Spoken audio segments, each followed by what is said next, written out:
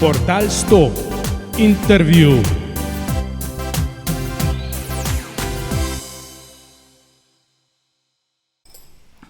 Dobrodošli v Portal 100 intervjuju. To je prva sezona in 11. epizoda. Tokrat pa je z mano prav en poseben glasbeni gost. Izdal je že številne zelo znane skladbe. Zagotovo poznate tisto pesem Slovenija, od kod lepote tvoje. Potem pa so tukaj še nekatere druge, kot je na primer S prijatelji, Muzika in ena od najbolj poznanih, to je Silvestrski poljub, ki jo že več kot 50 let poslušamo, ja kdaj, na dan Silvestrovega, na vseh radijskih postajah po Sloveniji. Z mano je gospod Alfi Nipič, dober dan. Lep dober dan, ker je zdaj že res dan. Res je. Z ozirom, da to, da danes ne sije sonce, ampak nas danes malo namaka, kar nam je rekno, verjetno tudi paše zdaj po tej vročini. Ja, jaz se strinjam, da je fajn mačkan spremembe v vremenu, ne, da ni skozi tista vročina. Midva sva se zmenila, da se bova tikala, to pa zato, ker si mi rekel, da do 100. leta se ne vika šele pa v bistvu. Ja, po 100 letih pa je treba reči vi. Pa v redu, pa bova pa kar na ti. Točno. Jaz upam, da sem uvod v redu naredil, da nisem kaj narobe povedal. No. Ne, do zdaj še skoraj nič. No, v redu, upam, da se kaj ne bom zmotil, ne? Alfi, letos obeležuješ že 60. obletnico svoje glasbene kariere. Daj mačkan povej, kako se kaj počutiš, no, ker to ni 50, ampak to je kar 60, ne? Ja, če sem čist natančen, lahko rečem kar 65, ne? Ker če štejem tista leta, ko sem še predtem prepeval, ko sem se zaposlil kot profi glasbenik, lahko rečem, da se ukvarjam z glasbo 65 let in sem rekel, da ob taki bolj malo višji obletnici je treba tudi včasih kaj narediti in zato sem tudi privolil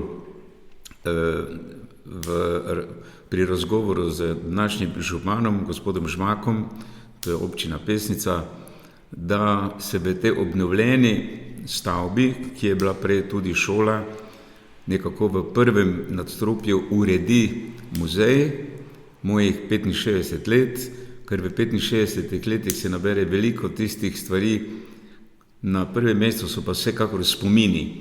In če so spomini potem povezani in nekako pokazani tudi slikovno, je to verjetno še veliko bolj zanimivo za tiste ljudi, ki jih take stvari zanimajo. In v tem muzeju je veliko dokaznega gradiva, da je res to tisto, kar pišem, tudi slikovno dokumentirano in tudi dokazano. Kaj pa v bistvu pa lahko mi vidimo v muzeju, če si pridemo pogledat? Ja, lahko se vidi, lahko rečem skoraj slikovno od mojega 3. leta dalje, tam ko so me še moje sestre, ki smo našli bilo 5 otrok, moje sestre slikale in potem dalje v osnovni šoli, pa v tekstilni tehnični šoli, ker jaz sem se odločil takrat, da bom obiskoval eno šolo, ki mi je takrat bila velika neznanka na začetku, to je povezana bila z našim tekstilnim bazenom v Mariboru, takrat največji v Jugoslaviji, to je bil MTT, velika tovarna tekstila, no in na to osnovo sem se tudi potem odločil, da bom nekako obiskoval srednjo tehnično tekstilno šolo v Mariboru. Vidimo pa v muzeju dejansko lahko tudi, saj tako sem prebral, ko sem gledal, razne video vsebine, tudi posnetke. Tudi.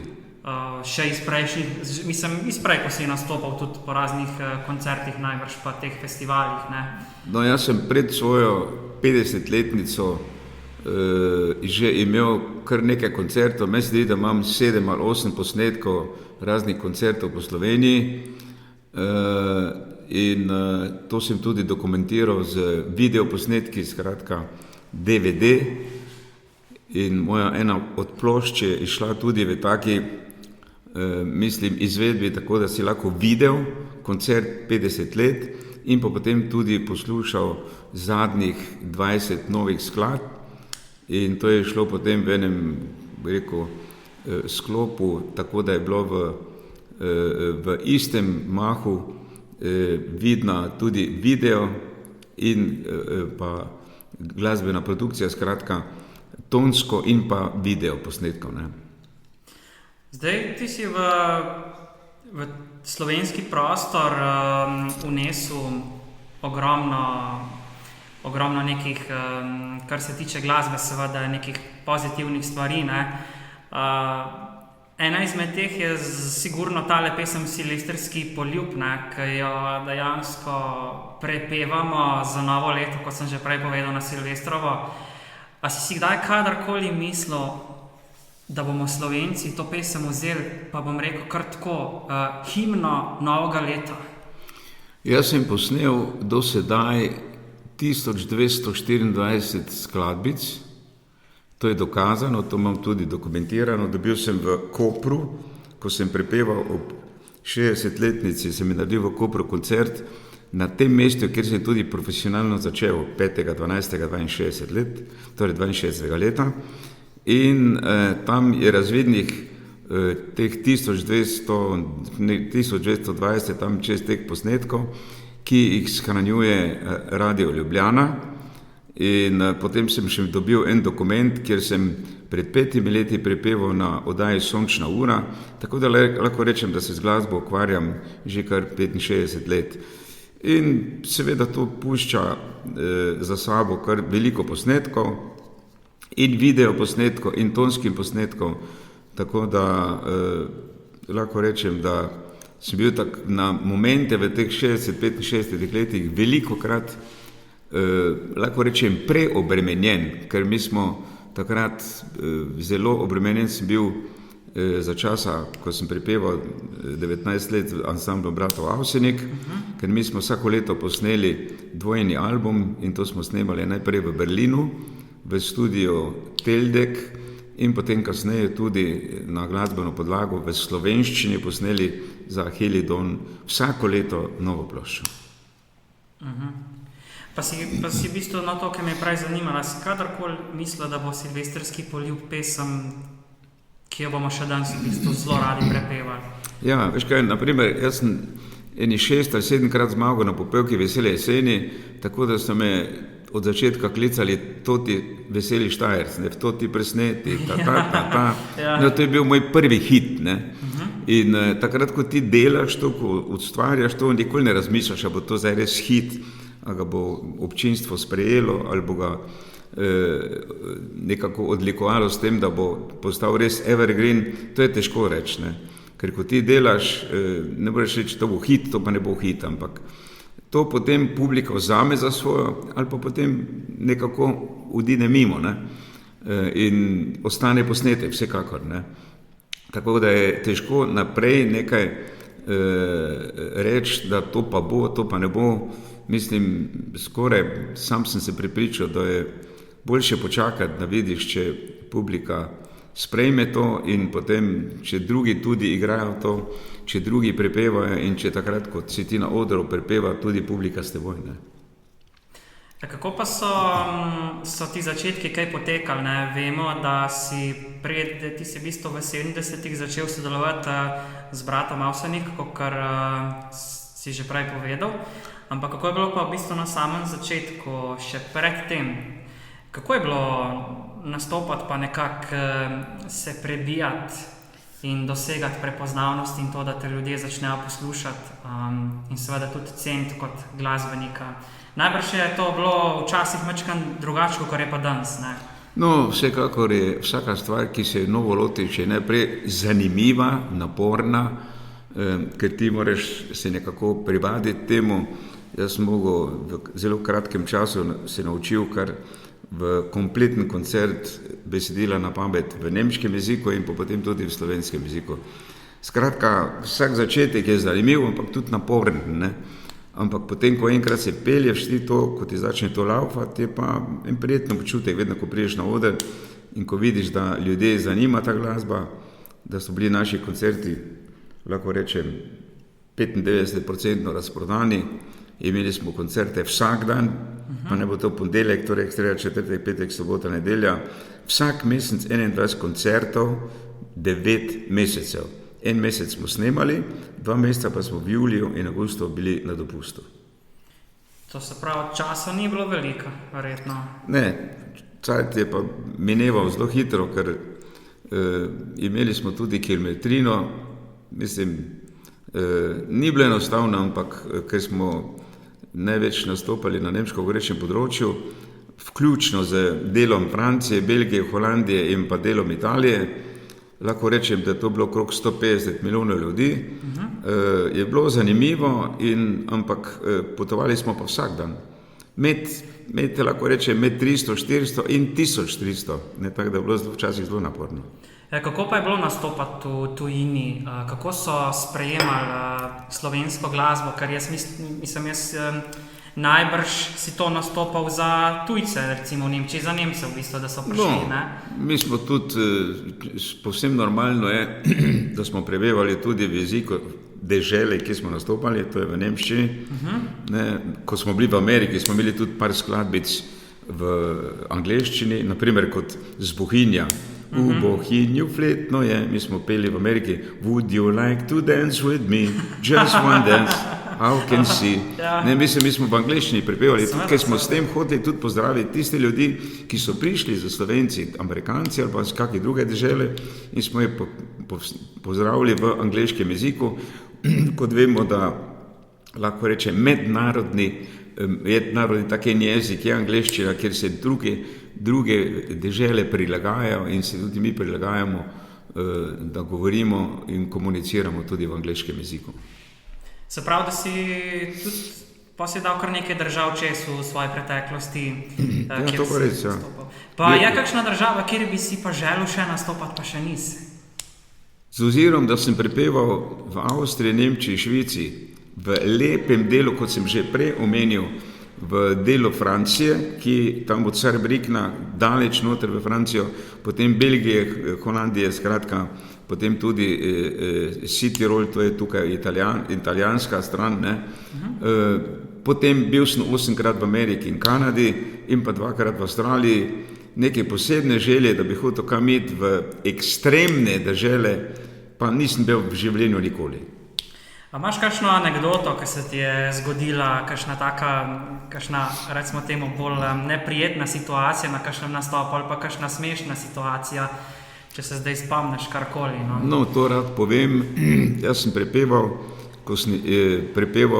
v teh 8-krat, ko sem bil v Ameriki in Kanadi, tudi na Floridi. In ko sem bil na Floridi, sem prepeval tudi v klubu Slovencev v Miamiju, ne. In tam sem bil povabljen, potem da za 14 dni prepevam tudi na eni ladji, ki je šla iz Fort Lauderdale, to je največja luka na Floridi, je šla v Meksiko, Jamajka, Bahama, okrog Kube in potem spet nazaj. In ko sem prišel v Meksiko, smo mi izstopili iz ladje ven in so nas pričakali z igranjem ena pravi Meksikanci s tistimi širokimi klobuki, in sem jaz tam z njimi zapel eno pesem, ne, pa so me začeli čudno gledati. In potem, ko so vedeli, da sem jaz kao iz Slovenije, iz Evrope, so rekli, da mi podarjajo klobuk, tisti ta široki meksikanski, ki je tudi v muzeju gor, za spomin, da kdo iz Evrope, torej iz Slovenije, prepeva v njihovem jeziku njihovo glasbo. To je zelo, zelo, zelo ugajalo in to ne bom nikoli pozabil. Kako navdušenje je bilo to, da nekdo, ki prije tako daleč v Meksiko, prepeva tudi v njihovem jeziku, pri njih eno njihovo pesem, to je tisto Meksiko, Meksiko. Mislim, smo z njimi prepevali in so bili prav začudeni, kako sem jaz to prepeval v njihovem jeziku, in tam sem potem še mogel nekajkrat ponoviti, da so se res prepričali, da prepevam res v njihovem jeziku, ne pa v svojem jeziku to pesem, ne. Pol kasneje, se pravi v 70-ih letih, si pa začel nastopati tudi z ansamblom bratov Avsenik.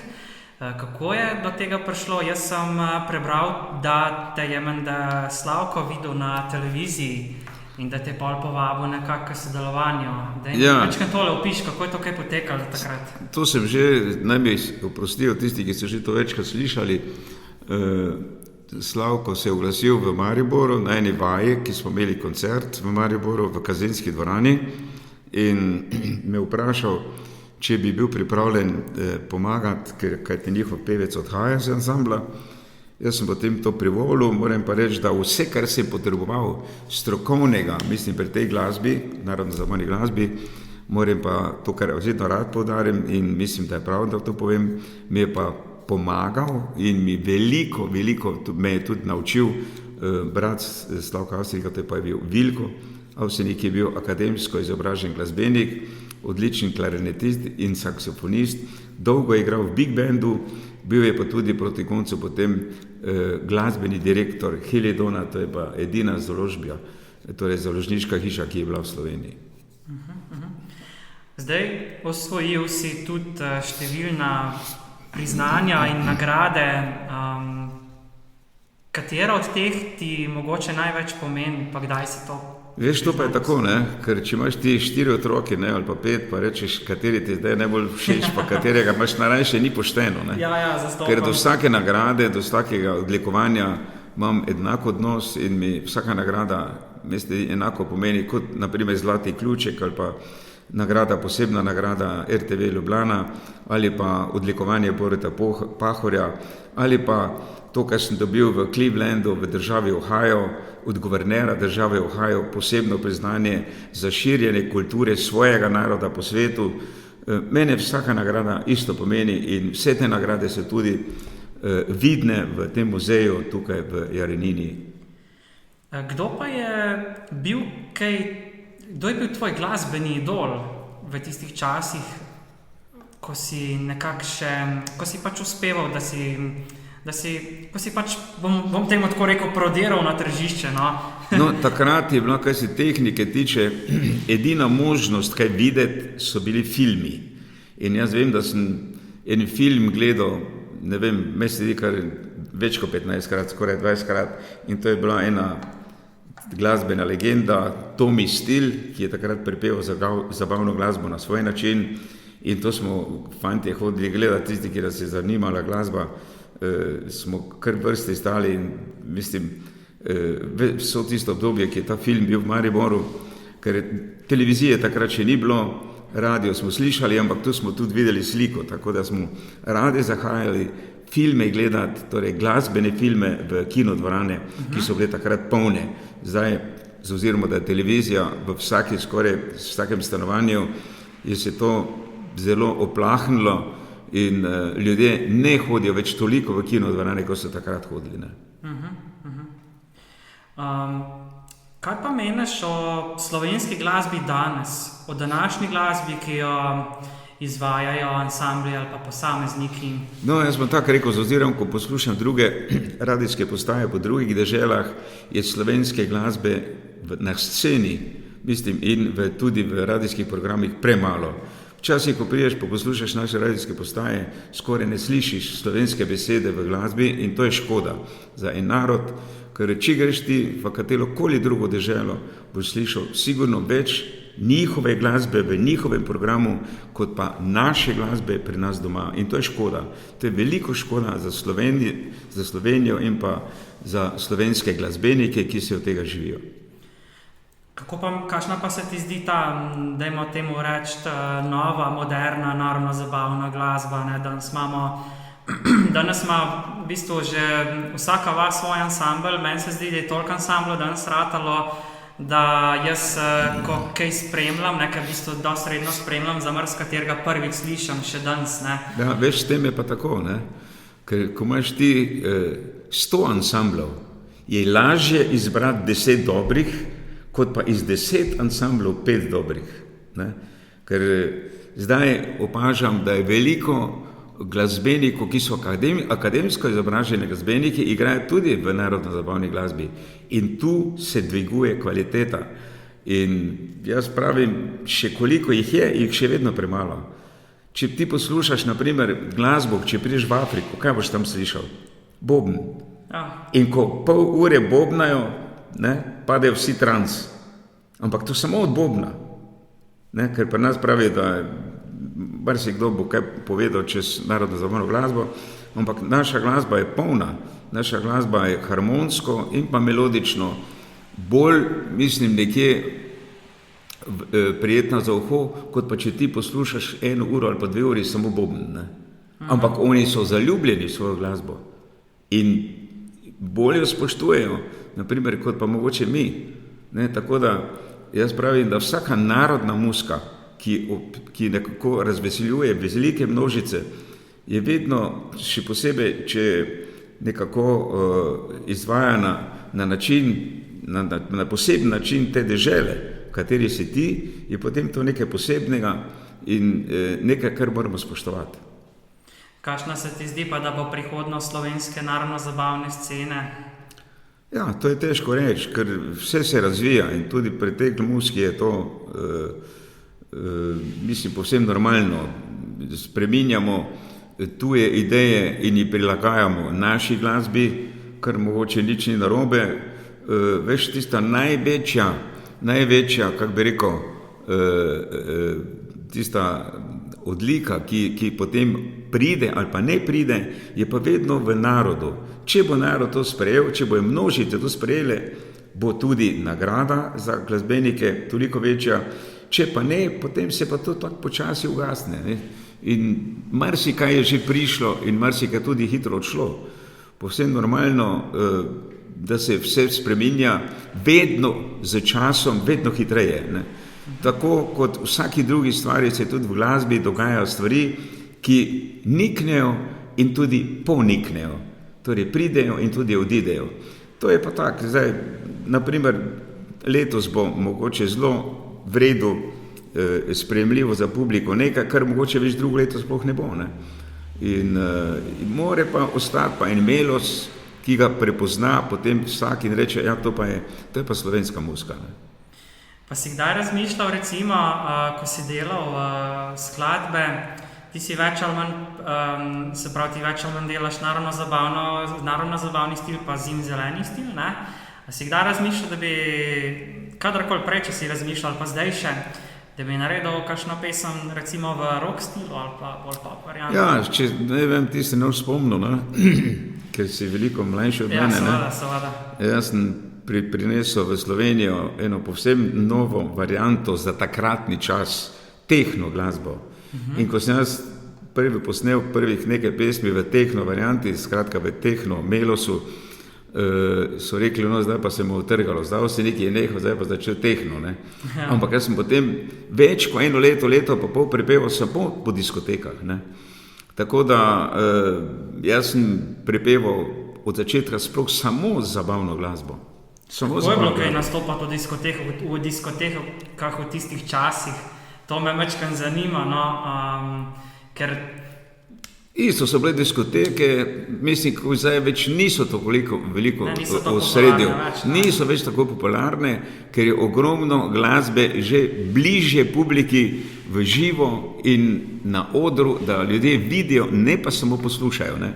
Ker en DJ vrti muziko, ki je posneta. Ne?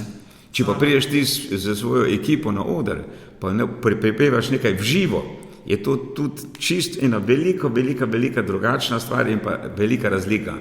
Povsem normalno pa je, da ogromno zdaj, naprimer, če gledaš ti Evrovizijski festival, ki že zadnja leta, ali pa skoraj reči, ne vem, koliko je že tega, ali že desetletje, ko več orkestra ni, ampak vokalisti prepevajo po domače povedano na glasbeno podlago.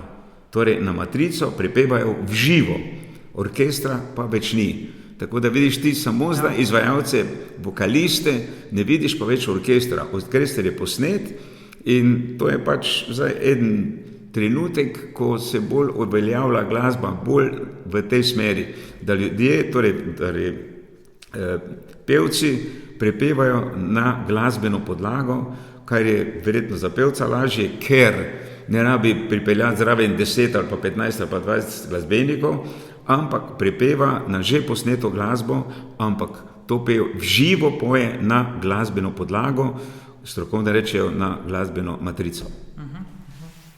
A si kdaj želel nastopati na Euroviziji, kar si jo glih prej omenil? Niti ne, mislim, jaz uživam v glasbi in ne vem, nikoli, častno reči, da nisem nikoli razmišljal, da bi pa rad prepeval na Evrovizijske festivalu. Ker mene zanima sam nastop, užitek prepevanja nastop in zdaj, naprimer, letos sem prepeval na Arsani, to je en zelo, ki se zelo razvija, en festival, ki se dogaja vsako leto v Ptuju, in pa prepeval sem tudi letos z Big Bandom na Lentu in še potem s tem istim Big Bandom še na ene par mestih v Sloveniji. In to mi je vedno največji užitek, če prepevam z orkestrom, velikim orkestrom, živo, to je potem tisto, kar si vsak peveč najbolj želi, vsaj meni se zdi tako, no. Je sigurno drugače, če je vse skupaj živo odpeljano, ne, da je v ozadju neka glasbena podlaga s pomočjo računalnikov, ne.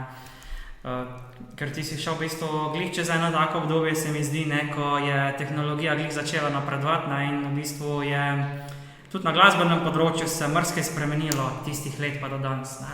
Ja, na en način, veš, naprimer, če se prepeva na glasbeno matrico, potem odpade tam enih 30-40 glasbenikov, ne?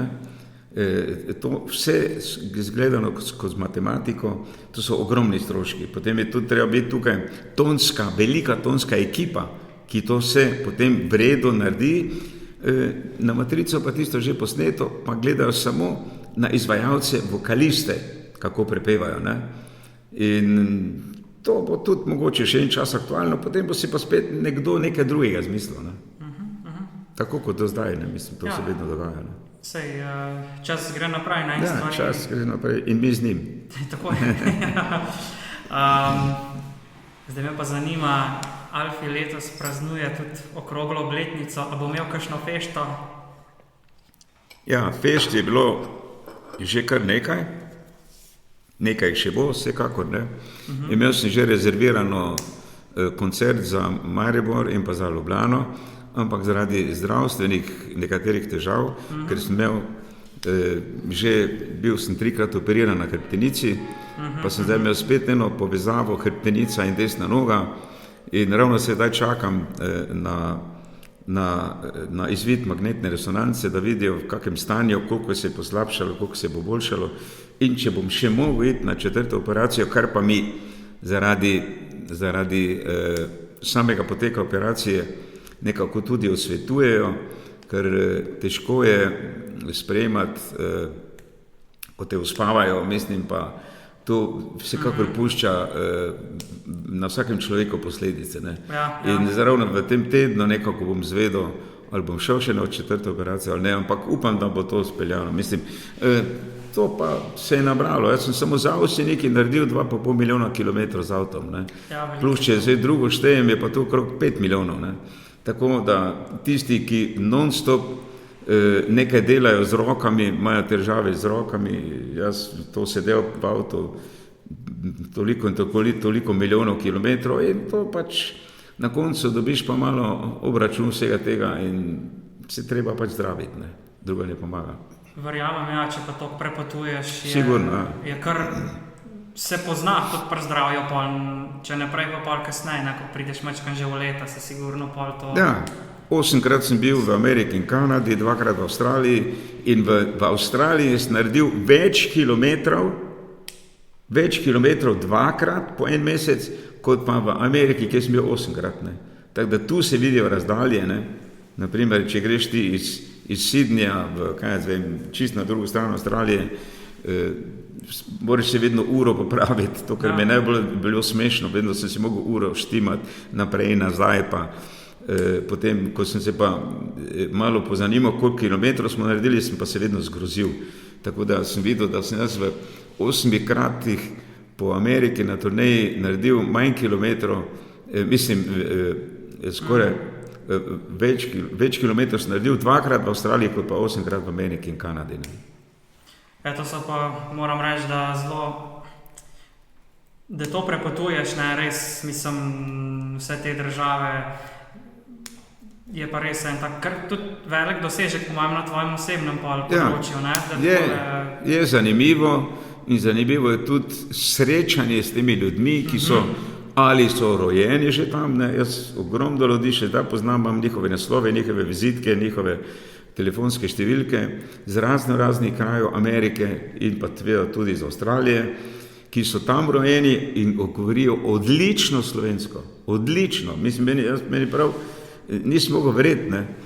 In en dokaz je tudi dober prijatelj, ki je bil z sinom Dejanom, sva imela tonske studije v Slovenski Bistrici in on je bil eden od producentov tudi z mojim sinom Dejanom, to je Majko Rešar. On je rojen v Torontu in sedaj živi, me se zdi, da že 20-25 let v Sloveniji, kar je zelo malo takšnih, da bi prišli iz Amerike, ko so potem enkrat stari 30 let, pa da pridejo potem živeti v Slovenijo. To je lahko na eno roko prešteješ, ne na prste. Šel še kdaj v Ameriko ali pa v Avstralijo zdaj? Ja, zdaj imam vabilo za Ameriko, da bi naredil eno turo, ampak se pravim, to je zdaj vse odvisno se veš, od počutja, od zdravstvenega, mislim, počutja, pa tudi od zdravstvenega stanja, tako da škoda skozi internet, da rina skozi, če ne gre, pač če bo šlo, bo šlo.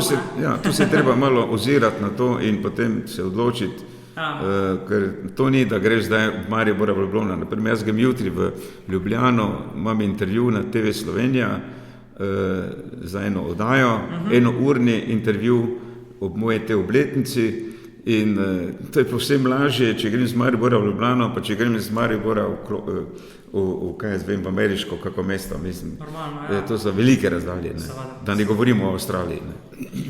Še za konec me zanima, kakšni plani za naprej, zdaj si tale muzej, si postavil, a imaš še kakšne druge posebne plane ali v bistvu?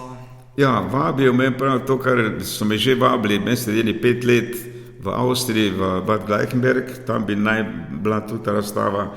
Potem zdaj pred kratkim sem dobil eno vabilo za to v Lipnico, ampak sem rekel zdaj, da mislim, jaz sem tu ta muzej postavil in ne mislim ga premikati, čeprav je bil to predlog, da bi ga premaknil vse ta 2-3 mesece v Avstrijo, ampak ne vem, ker to je ogromno dela, ogromno časa in jaz reš, ravno jutri, ne pojutrišnjem imam intervju za Radio Steiermark, to je v sosednji Avstriji, v Grazu, kjer bom tudi povabil vse tiste, ki jih to zanima, en del zgodbe tudi Avstrijnikove in pa moje zgodbe, da si lahko to pride ogledati. Vse tu do meje, naprimer tukaj zdaj midva sedima, pa do meje Avstrije so 4 kilometri. In je bilo že res kar v teh 2 mesecih ogromno obiska tudi sosednje Avstrije in ravno zdaj po tej oddaji mislim, da bo še malo bolj, imam pa tudi eno vabilo za ORF, tam, kjer bom imel tudi intervju in na ta način bom pač probal povabiti vse tiste, ki bi prišli si ogledati muzej. Sedaj bom na več radijskih postajah v Sloveniji povabil na en brezplačni moj koncert, ker v drugem nadstropju imamo dvorano, ampak žal bo šlo samo tu okrog 120-130 ljudi, ampak to bo posebne nagrajeni vsi tisti, ki bojo prisluhnili te oddajo in ki bojo poklicali na radijsko postajo in se bojo tako odzvali in bojo lahko prišli na ta koncert, ki ga bo imel tukaj v drugem nadstropju te stavbe, ki zdaj sedimo. Torej, pozorno poslušati radio, kdor posluša. Verjetno boš na teh postajah, ko bolj predvajajo slovensko glasbo, pa nacionalni radio bi predvideval, ne? Ja, to bom povabil čez te radijske postaje, to bo, ne vem, ali bo 20 ali 30 radijskih postaj, kjer bojo kot nagrado tisti, ki bojo klicali, dobili proste vstopnice za ta koncert, ki bo tukaj v tej stavbi v drugem nadstropju. Drugač pa muzej je v bistvu odprt verjetno od ponedeljka do petka, ali je skozi odprt, da lahko kdo pride? To je vsak dan odprt, vsak dan odprt, v letnem času od 10. do 18. ure, v zimskem času pa od 10. do 17. ure, zdaj poleti pa do 18. Torej, tako rečemo po domače, poleti do 6. popoldan, po zimi pa do 5. Ja, super, Alfi, kaj čem reči, moram se ti zahvaliti za to, da si tako hitro se odzval mojemu povabilu, ker se te prosil za tale intervju, da narediva in mislim, da si zelo lepo vse skupaj zapečatil en tak komplet. Tako da res ti hvala, pa da si tudi prišel v tele konce pogledati. No. Tudi tebi hvala za to vabilo, mi je zelo zanimivo na ta način, da se nekdo ukvarja z novinarstvom, to kar delaš ti, ne? Ker tu sta danes z spremstvom, to je... Ja, Simba, pes vodič, tako. Ja. Imaš odličnega vodiča, vidim, da je zelo priden, da te zelo uboga. To si rekel, da je to labradorc. Labradorc, ja, tako. Zelo, mislim, da je zelo brihtni in pa zelo obogljiv kuža. Ne? Imam še, v bistvu, še glavno dejanje je treba narediti, se pravi izpiti in v bistvu pa lahko zares zaživiva skupaj, tako da bo ta prav spremljavca oziroma je že. Torej morate pa oba dva izpit narediti. Oba ti in kuža, ne? V bistvu oba, tako. Ja, Alfi, res hvala ti, da si res še enkrat, sem že enkrat rekel, pa pomam še 3-krat, prej bom tole ugasnil. Tako da res ti hvala. Vsi ostali, če vas karkoli zanima, se pravi portal 100.si, imamo Facebook, Instagram, Discord. Seveda pa ne pozabite pogledati tudi muzej Alfija Nipiča, kjer kraj je to že točno tam prav rekel. To je Jarenina pri Mariboru, to je 10 km iz Maribora ali pa 4 km do avstrijske meje. Mi smo tukaj v Slovenskih Goricah, tu so že Slovenske Gorice, mislim tu v Jarenini, ne? In imamo mi sedi tu med 20 in 30 vinarjev, ki imajo v pritličju razstavo svojih vin, lahko se tudi poskusi in tudi kaj dobrega poje. Skratka, prijetna vasica, majhna vasica, urejena. Jaz tu že stanujem čez 50 let, ker sem si vedno želel stanovati malo izven mesta, v naravi in moram reči, da uživam in da mi je lepo v tem kraju. Ja, narava je zakon, se strinjam s tem, precej boljško, kar pa živeti v mestu, čeprav vsak se pač po svoje navad, ne. Lepo pozdravljam vse poslušalke in poslušalce in pa vse tisti, ki bojo prisluhnili temu intervjuju in pa najin dvema, kako smo mi dva klepetala v tem intervjuju. Tako, hvala Alfi, lepo se mej in seveda še veliko uspešnih projektov.